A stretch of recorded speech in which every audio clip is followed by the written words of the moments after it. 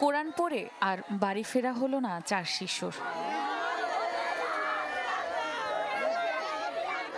কুঠিপাড়া জামে মসজিদ থেকে পড়া শেষে বাড়ি ফিরছিলেন মারিয়া, মিম, তানজিলা, বিথিসহ কয়েকজন।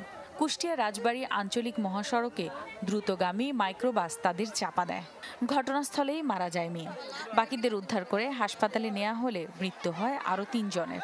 মসজিদে খানিক 20-22 হাত আগে আছে, তারপরে ওই মাইক্রো পিছনের থেকে আসে ওরা নিয়ে তুই মাটির ভিতরে চলে গেছে। বাম থেকে এসে ডানে এসে 5 জনের একটা মাইক্রো গাড়ি তার 5 জনের গাড়ি উপরে উঠায় দেয়।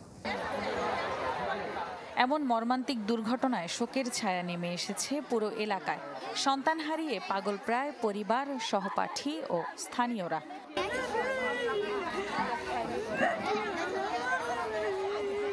দাদা আমি কোরআন শরীফ পড়ে আসতেছি আর ফিরে এলো না। ওরা খুব ভালো ছিল, কিন্তু আল্লাহ ওরা এরকম করে অ্যাক্সিডেন্টটা করাই দিল, আমরা ভাবতেও পারি নাই। দুর্ঘটনার পর পালিয়ে গেছে মাইক্রোবাস চালক। গ্রেপ্তারে অভিযান চলছে বলে জানিয়েছে পুলিশ। তার গ্রেপ্তারের জন্য আমাদের একাধিক টিম এলাকায় কাজ করছে। খুব দ্রুত সময়ের ভিতরে আশা করি আমরা তাকে গ্রেপ্তার করতে সক্ষম হব।